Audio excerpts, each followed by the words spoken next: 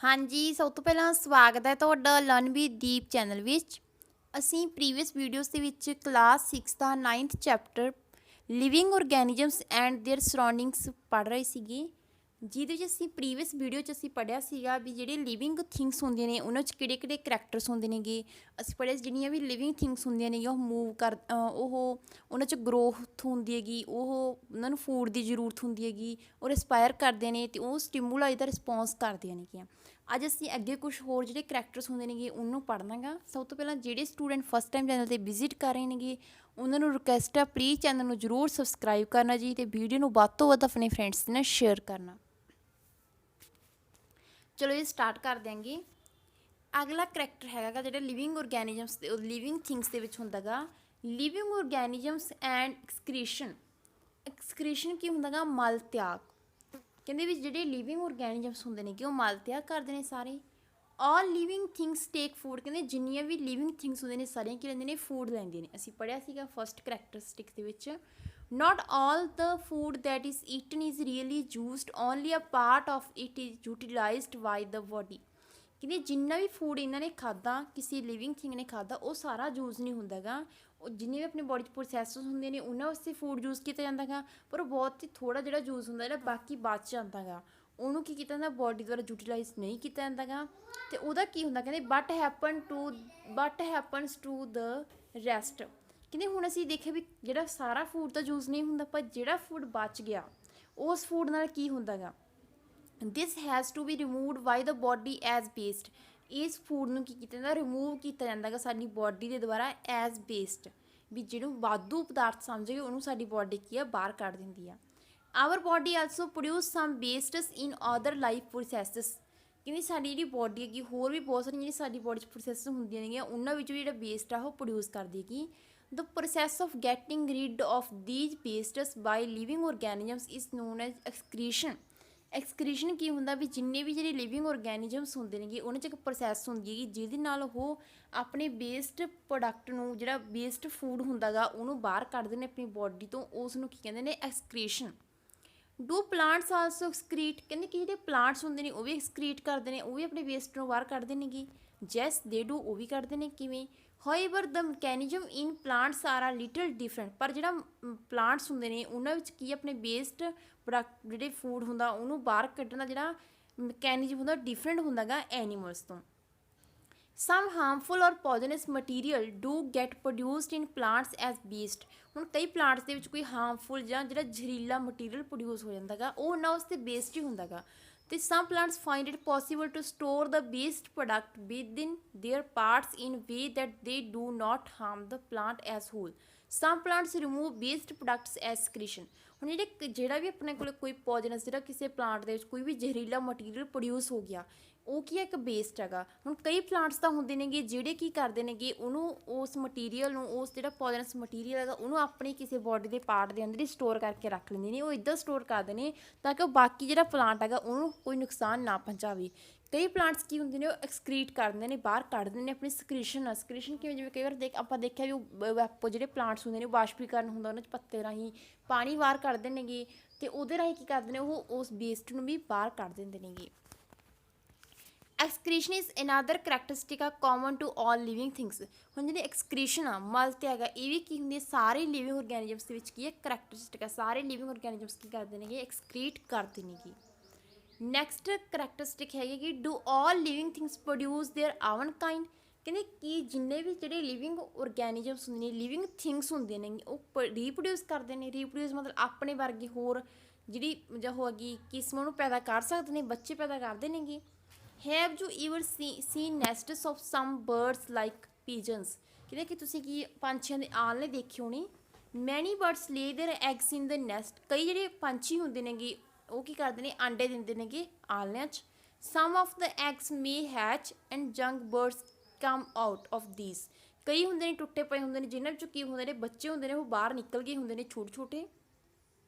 ਜਿਵੇਂ ਫਿਗਰ ਦੇ ਵਿੱਚ ਦਿਖਾਇਆ ਗਿਆ ਹੈਗਾ, ਪਹਿਲਾਂ ਕੀ ਸੀ? ਇਹ ਫਿਗਰ ਦੇ ਵਿੱਚ ਕੀ ਹੈਗਾ? ਬਰਡਸ ਨੇ ਕੀ ਦਿੱਤੇ? ਆਂਡੇ ਜਿਹੜੇ ਦਿੱਤੇ, ਉਸ ਤੋਂ ਕੀ ਕਰਤਾ? ਉਹਨੂੰ ਤੋੜ ਕੇ ਕੀ ਕਰ ਲਏ? ਬੱਚੇ ਬਾਹਰ ਕੱਢ ਲਏ। Animals reproduce their own kind. ਜਿੰਨੇ ਵੀ ਐਨੀਮਲਸ ਹੁੰਦੇ ਨੇ ਕਹਿੰਦੇ ਉਹ ਕੀ ਕਰਦੇ ਨੇਗੇ? ਪ੍ਰੋਡਿਊਸ ਕਰਦੇ ਨੇਗੇ, ਰੀਪਰੋਡਿਊਸ ਕਰਦੇ ਨੇ, ਆਪਣੇ ਵਰਗੇ ਹੋਰ ਕਿਸਮ ਨੂੰ ਪੈਦਾ ਕਰਦੇ ਨੇਗੇ। The mode of reproduction may be different in different animals. ਜਿਹੜਾ ਮੋਡ ਹੁੰਦਾ ਗਾ ਰੀਪਰੋਡਕਸ਼ਨ ਦਾ, ਰੀਪਰੋਡਕਸ਼ਨ ਦਾ ਜਿਹੜੇ ਬੱਚੇ ਜੇ ਆਪਣੇ ਵਰਗੇ ਹੋਰ ਕਾਇੰਡ ਨੂੰ ਪੈਦਾ ਕਰਨ ਦਾ ਜਿਹੜਾ ਮੋਡ ਹੁੰਦਾ ਗਾ, ਉਹ ਸਾਰੇ ਜਿਹੜੇ ਐਨੀਮਲਸ ਹੁੰਦੇ ਨੇਗੇ ਉਹਨਾਂ 'ਚ ਕੀ ਹੁੰਦਾ ਗਾ, ਡਿਫਰੈਂਟ ਹੁੰਦਾ ਗਾ। some animals produce their young ones through eggs। ਕਈ ਤਾਂ ਆਪਣੇ ਬੱਚੇ ਪੈਦਾ ਕਰਦੇ ਨੇ ਆਂਡਿਆਂ ਥਰੂ, ਪਹਿਲਾਂ ਉਹ ਆਂਡੇ ਦਿੰਦੇ ਨੇ, ਉਸ ਤੋਂ ਬਾਅਦ ਕੀ ਕਰਦੇ ਜੋ ਬੱਚਾ ਕੱਢਦੇ ਨੇਗੇ। some animals give birth to the young ones। ਕਈ ਕੀ ਹੁੰਦੇ ਨੇ ਸਿੱਧਾ ਬੱਚੇ ਨੂੰ ਹੀ ਜਨਮ ਦਿੰਦੇ ਨੇਗੇ।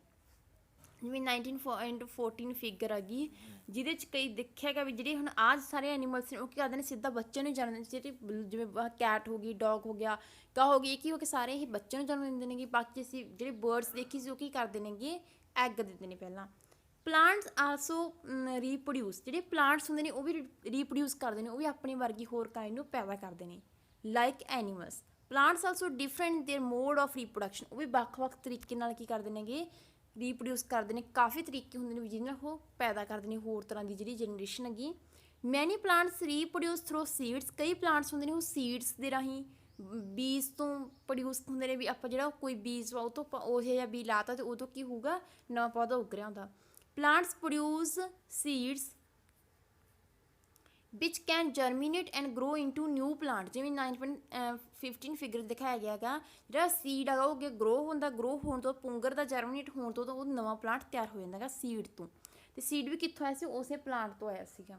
ਸਮ plants also reproduce through parts others than seeds. ਹੁਣ ਕਈ ਪਲਾਂਟਸ ਇੱਦਾਂ ਦੇ ਹੁੰਦੇ ਨੇ ਜਿਹੜੇ ਸੀਡ ਤੋਂ ਗਰੋ ਨਹੀਂ ਕਰਦੇ ਗੇ, ਉਹ ਜਿਹੜੇ ਹੋਰ ਪਾਰਟਸ ਹੁੰਦੇ ਨੇਗੇ ਉਹਦੇ ਪਲਾਂਟ ਦੇ ਉਹ ਤੋਂ ਵੀ ਗਰੋ ਕਰ ਜਾਂਦੇ ਨੇ। ਜੇ for example a part of potato with a bud grows into a new plant. ਜੇ ਕਿਸੇ ਕਹਿੰਦੇ ਕੋਈ ਪੋਟੈਟੋ ਲਿਆ, ਉਹਦਾ ਅਸੀਂ ਬੱਡ ਨੂੰ ਲਾਤਾ, ਉਹਦੇ ਬੱਡ ਤੋਂ ਜਿਹੜਾ ਨਿਊ ਪਲਾਂਟ ਆ ਉਹ ਪ੍ਰੋਡਿਊਸ ਹੋ ਜਾਊਗਾ।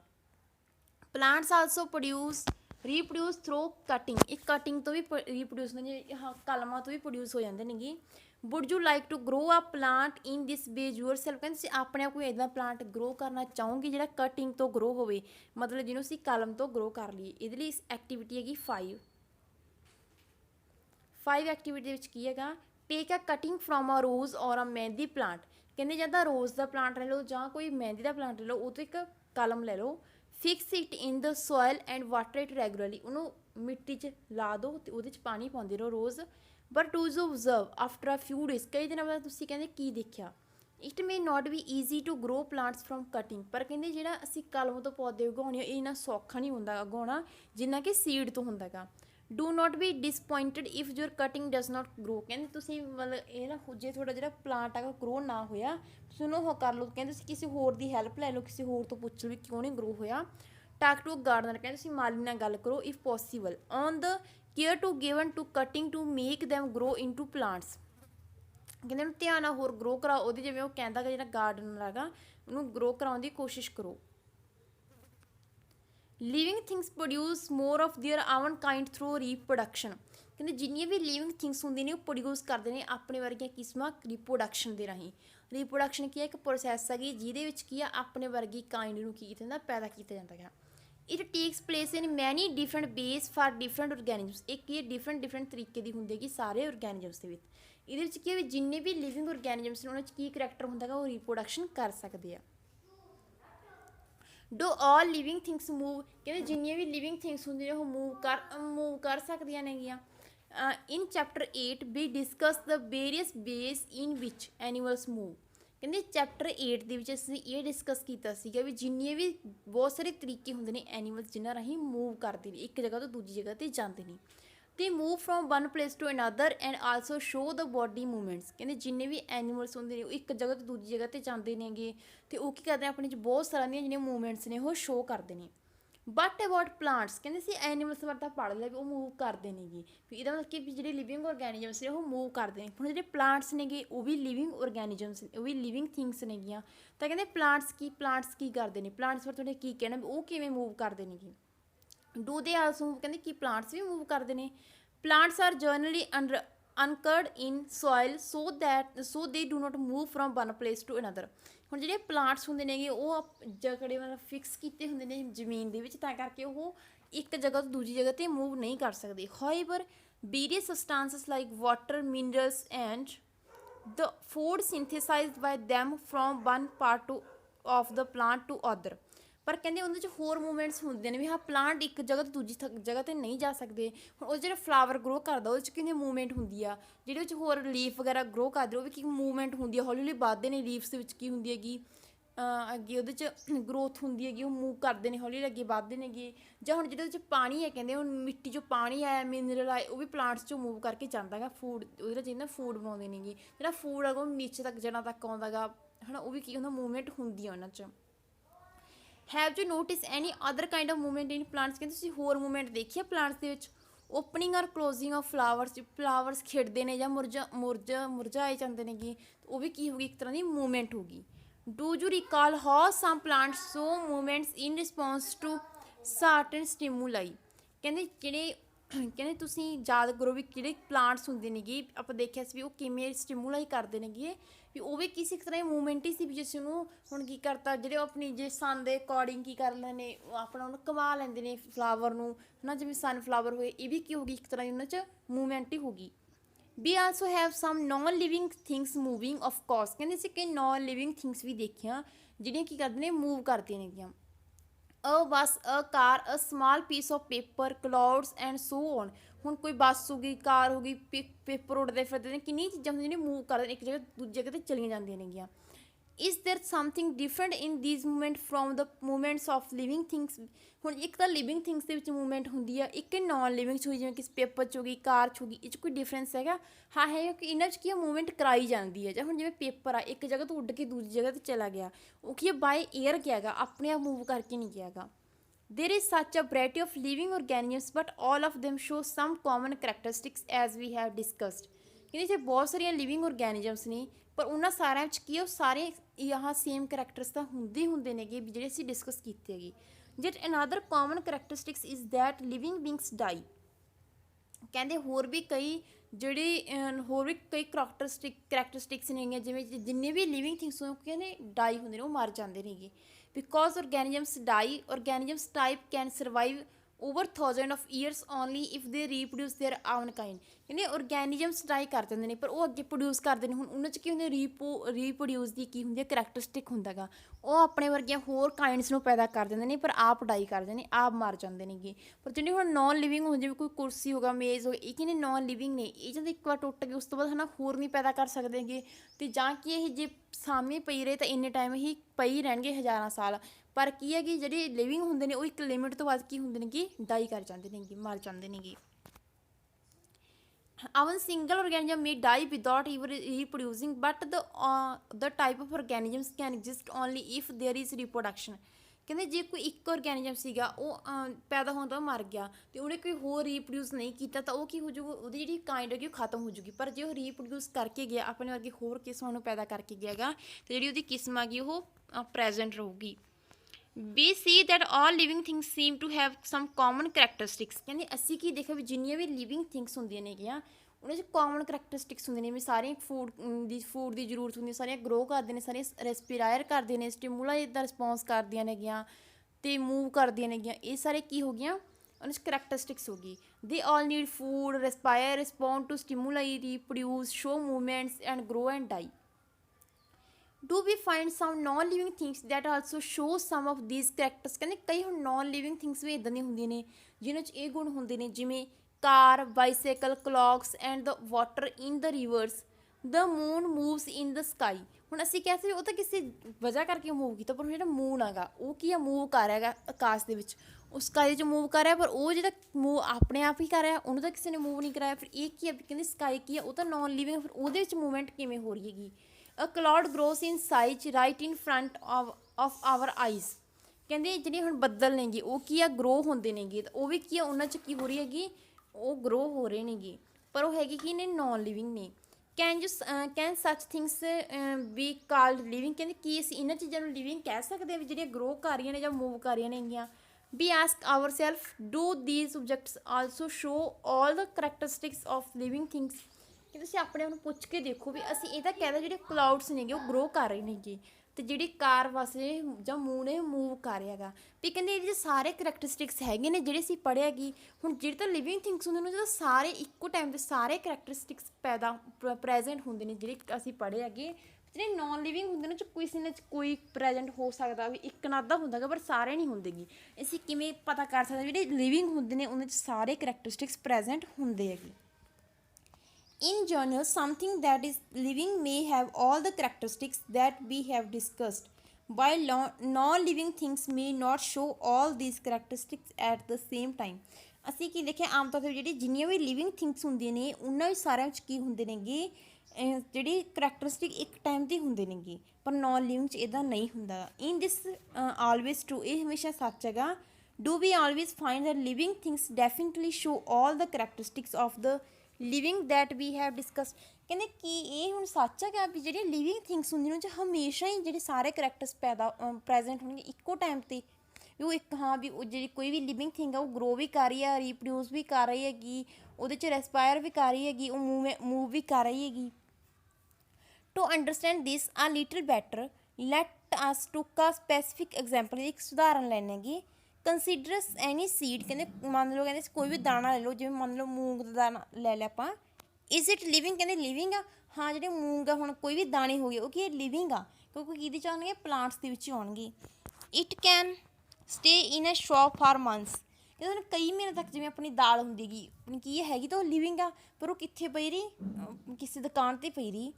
And note show any growth, ਪਰ ਉਹਨੇ ਕੋਈ ਵੀ ਜਿਹੜੀ ਗਰੋਥ ਹੈਗੀ ਉਹ ਸ਼ੋ ਨਹੀਂ ਕੀਤੀ। Or some of the other characteristics of life, ਹੁਣ ਜਦੋਂ ਇੱਕ ਪੈਕਟ ਦੇ ਵਿੱਚ ਬੰਦ ਸੀਗੀ ਪਈ ਰਹੀ ਉਹਨੇ ਕੋਈ ਗਰੋਥ ਨਹੀਂ ਸ਼ੋ ਕੀਤੀ, ਉਹਨੇ ਕੋਈ ਕਰੈਕਟਰਿਸਟਿਕ ਨਹੀਂ ਹੋਰ ਵੀ ਸ਼ੋ ਕੀਤਾ। ਹੋਏਵਰ ਵੀ ਬ੍ਰਿੰਗ ਦ ਸੇਮ ਸੀਡ, ਅਸੀਂ ਉਸੇ ਨੂੰ ਲੈ ਆਏ and plant it in soil, ਤੇ ਇਹਨੂੰ ਮਿੱਟੀ 'ਚ ਲਾਤਾ, ਵਾਟਰ ਇਟ, ਤੇ 'ਚ ਪਾਣੀ ਪਾਤਾ and it turns into whole plant, ਇਹਦੋਂ ਕੀ ਹੋ ਗਿਆ ਪੌਦਾ ਬਣ ਗਿਆ।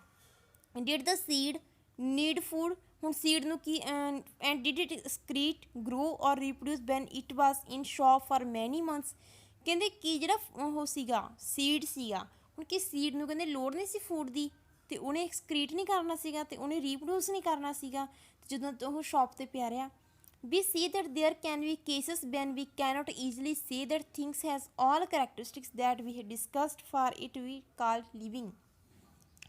ਕਹਿੰਦੇ ਕਈ ਵਾਰ ਹੁਣ ਕਹਿੰਦੇ ਇਹ ਵੀ ਜ਼ਰੂਰੀ ਨਹੀਂ ਹੈਗਾ ਵੀ ਇਹ ਵੀ ਸਹੀ ਨਹੀਂ ਹੈਗਾ, ਸਾਰੇ ਕੇਸਿਸ ਦੇ ਵਿੱਚ ਇਹ ਸਹੀ ਲਾਗੂ ਨਹੀਂ ਹੁੰਦਾ ਗਾ ਵੀ ਅਸੀਂ ਸਾਰੀਆਂ ਥਿੰਗਸ ਜਿਹੜੀਆਂ ਸਾਰੀਆਂ ਲਿਵਿੰਗ ਥਿੰਗਸ ਵੀ ਉਹਨੇ ਸਾਰੇ ਕਰੈਕਟਰ ਜਿਹੜੇ ਪ੍ਰੈਜੈਂਟ ਹੀ ਹੋਣ ਇੱਕ ਟਾਈਮ 'ਤੇ। ਹੁਣ ਜਿਹੜੀ ਦਾਲ ਸੀਗੀ ਉਹਦੇ ਵਿੱਚ ਕਿ ਜਦੋਂ ਸੀਡ ਸੀ ਉਹ 'ਚ ਉਹਦੇ ਕੋਈ ਕਰੈਕਟਰਿਸਟਿਕਸ ਨਹੀਂ ਸੀਗਾ, ਪਰ ਜਦੋਂ ਉਸੇ ਨੂੰ ਗਰੋ ਕਰਾ ਲੈ ਕੇ ਬਣ ਗਈ ਉਹ ਲਿਵਿੰਗ ਬਣ ਗਈ, ਉਹ 'ਚ ਸਾਰੇ ਕਰੈਕਟਰਿਸਟਿਕਸ ਆ ਗਏ। ਵੈਨ ਦੈਨ ਇਜ਼ ਲਾਈਫ, ਤਾਂ ਕਹਿੰਦੇ ਫਿਰ ਲਾਈਫ ਕੀ ਹੈ ਵੀ ਸਾਨੂੰ ਪਤਾ ਹੀ ਨਹੀਂ ਲੱਗਦਾ ਹੈ ਨਾ ਵੀ ਹਾਂ ਅਸੀਂ ਇਹ ਵੀ ਕਹਿ ਰਹੇ ਹਾਂ ਵੀ ਜਿਹੜੀ ਲਿਵਿੰਗ ਥਿੰਗਸ ਹੁੰਦੀਆਂ ਨੇ ਉਹਨਾਂ 'ਚ ਕਰੈਕਟਰਿਸਟਿਕਸ ਸਾਰੇ ਪ੍ਰੈਜੈਂਟ ਹੁੰਦੇ ਨੇ। ਫਿਰ ਅਸੀਂ ਇਹ ਵੀ ਕੇਸ ਦੱਸਤਾ ਵੀ ਹਾਂ ਕਿ ਇੱਦਾਂ ਦੇ ਵੀ ਕੇਸ ਨੇ ਜਿੱਥੇ ਜਿਹੜੇ ਸਾਰੇ ਲਿਵਿੰਗ ਕਰੈਕਟਰਸ ਪ੍ਰੈਜੈਂਟ ਨਹੀਂ ਹੁੰਦੀ ਗੀ। ਫਿਰ ਕਹਿੰਦੇ ਲਾਈਫ ਹੈਗੀ ਕੀ ਆ ਐਕਚੁਅਲ 'ਚ ਕਿੱਦਾਂ ਦੀ ਲਾਈਫ ਹੈਗੀ। Push your hand deep inside a sack of wheat, ਕਹਿੰਦੇ ਮੰਨ ਲਓ ਕਣਕ ਦਾ ਢੇਰ ਲੱਗ ਰਿਹਾ ਉਹਦੇ ਅੰਦਰ ਤੁਸੀਂ ਹੱਥ ਪਾਓ। Dos you find it is warm inside, ਕਿ ਤੁਹਾਨੂੰ ਇੱਦਾਂ ਪਤਾ ਲੱਗਿਆ ਮਹਿਸੂਸ ਹੋਇਆ ਵੀ ਅੰਦਰੋਂ ਜਿਹੜੀ ਕਣਕ ਆ ਉਹ ਕੀ ਗਰਮ ਆ ਗਈ। There is sum heat being produce inside the sec of wheat, ਹੁਣ ਉਹਦੇ ਜਿਹੜੀ ਅੰਦਰ ਸੀਗੀ ਢੇਰੀ ਸੀਗੀ ਕਣਕ ਦੀ ਉਹਦੇ ਅੰਦਰ ਕੀ ਹੈ ਹੀਟ ਪ੍ਰੋਡਿਊਸ ਹੋ ਰਹੀ ਸੀ, ਉਹ ਹੀਟ ਕਿੱਥੋਂ ਆਈ। ਦ ਸੀਡਸ ਰਿਸਪਾਇਰ, ਇਹਦੇ ਮਤਲਬ ਕਿ ਜਿਹੜੇ ਹੀਟ ਹੈਗੀ ਉਹ ਕਿਹਦੇ 'ਚ ਹੁੰਦੀ ਹੈ ਕਾਰਬਨ ਡਾਈਆਕਸਾਈਡ 'ਚ ਹੁੰਦੀ ਹੈਗੀ। ਇਹਦਾ ਮਤਲਬ ਕੀ ਹੈਗੀ ਵੀ ਜਿਹੜੇ ਸੀਡਸ ਨੇ ਉਹ ਵੀ ਸਾਹ ਲੈ ਰਹੇ ਨੇਗੇ। In that process gives out some heat, ਜਿਹਦੇ ਕਰਕੇ ਉਹ ਕੀ ਕਰ ਰਹੇ ਨੇ ਹੀਟ ਪ੍ਰੋਡਿਊਸ ਕਰ ਰਹੇ ਨੇ ਜਦੋਂ ਸਾਹ ਲੈ ਰਹੇ ਨੇਗੇ। We see that respiration is a process that takes place in seeds even when some of the other life process may not be very active। ਅਸੀਂ ਕੀ ਦੇਖਿਆ ਵੀ ਜਿਹੜੀ ਹੁਣ ਰੈਸਪੀਰੇਸ਼ਨ ਤਾਂ ਹੁੰਦੀ ਹੈਗੀ, ਅਸੀਂ ਦੇਖਿਆ ਜਿਵੇਂ ਮੂੰਗ ਦੀ ਦਾਲ ਸੀਗੀ ਉਹ ਸ਼ੌਪ 'ਤੇ ਪਈ ਸੀ ਉਹ 'ਚ ਕੋਈ ਕਰੈਕਟਰਿਸਟਿਕਸ ਨਹੀਂ ਹੈਗਾ ਸੀਗਾ, ਪਰ ਕਹਿੰਦੇ ਜਿੰਨੇ ਵੀ ਕੋਈ ਵੀ ਸੀਡ ਹੈਗਾ ਉਹਦੇ 'ਚ ਰੈਸਪੀਰੇਸ਼ਨ ਤਾਂ ਹੁੰਦੀ ਰਹਿੰਦੀ, ਜਿਹੜੀ ਕੋਈ ਵੀ ਸੀਡ ਆ ਉਹ ਸਾਹ ਤਾਂ ਲੈਂਦਾ ਹੀ ਰਹਿੰਦਾ ਗਾ ਅਤੇ ਚਾਹੇ ਮਤਲਬ ਕਿਤੇ ਵੀ ਹੈਗਾ ਗਾ ਚਾਹੇ ਉਹ ਗਰੋ ਨਹੀਂ ਕਰਾਇਆ ਅਸੀਂ। It we not we very easy to answer our question, ਕਹਿੰਦੇ ਇਸ ਕੁਐਸ਼ਨ ਦਾ ਆਨਸਰ ਕਰਨਾ ਬਿਲਕੁਲ ਹੀ ਸੌਖਾ ਨਹੀਂ ਹੈਗਾ ਕਿ ਇੰਨਾ ਸੌਖਾ ਨਹੀਂ ਹੈਗਾ। ਬਟ ਦੈਨ ਇਜ਼ ਲਾਈਫ, ਵੀ ਲਾਈਫ ਕੀ ਆ। ਹੋਏਵਰ ਲੇਕਿਨ ਕਹਿੰਦੇ looking at all the diversity of living beings around us we can conclude that life is beautiful, ਕਹਿੰਦੇ ਇਸ ਚੀਜ਼ ਦਾ ਆਨਸਰ ਦੇਣਾ ਤਾਂ ਸੌਖਾ ਨਹੀਂ ਹੈਗਾ ਵੀ ਲਾਈਫ ਕੀ ਆ, ਪਰ ਜੇ ਕਹਿੰਦੇ ਸੀ ਆਪਣੇ ਆਲੇ ਦੁਆਲੇ ਦੇਖਦੇ ਹੈਗੇ ਜਿਹੜੀ ਲਾਈਫ ਆ ਗਈ ਉਹਦੇ 'ਚ ਕਿੰਨੀਆਂ ਹੈ ਨਾ ਕਿੰਨੀ ਤਰ੍ਹਾਂ ਦੀ ਲਾਈਫ ਆ ਗਈ, ਕਿੰਨੀ ਕੁਛ ਆ ਗਿਆ ਜਿਹੜਾ ਆਪਣੀ ਲਾਈਫ ਦੇ ਵਿੱਚ ਕਿੰਨੀ ਜਿਹੜੀ ਡਾਇਵਰਸਿਟੀ ਮਤਲਬ ਕਿੰਨੀ ਚੇਂਜਸ ਨੇਗੀਆਂ, ਅਤੇ ਇਹਦੋਂ ਅਸੀਂ ਕੀ ਕਹਿ ਸਕਦੇ ਹਾਂ ਜਿਹੜੀ ਲਾਈਫ ਹੈਗੀ ਉਹ ਬਿਊਟੀਫੁਲ ਆ। ਚਲੋ ਜੀ, ਜੇ ਤੁਹਾਨੂੰ ਵੀਡੀਓ ਵਧੀਆ ਲੱਗੀ ਤਾਂ ਆਪਣੇ ਫਰੈਂਡਸ ਨਾਲ ਜ਼ਰੂਰ ਸ਼ੇਅਰ ਕਰਨਾ ਅਤੇ ਵੀਡੀਓ ਨੂੰ ਵੱਧ ਤੋਂ ਚੈਨਲ ਨੂੰ ਸਬਸਕ੍ਰਾਈਬ ਕਰਨਾ।